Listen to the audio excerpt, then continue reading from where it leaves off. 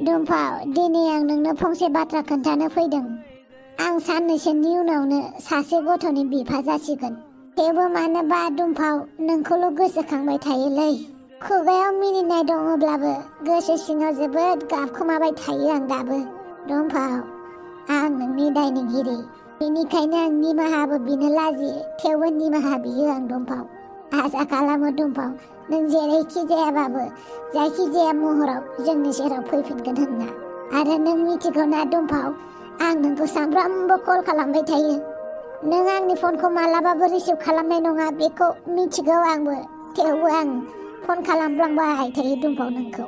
मानोना आं नोंखौ दासिमबो बावनो हायाखै आरो आं मालाबाबो बावनाय नङा दुम्फाव, बावनाय नङा।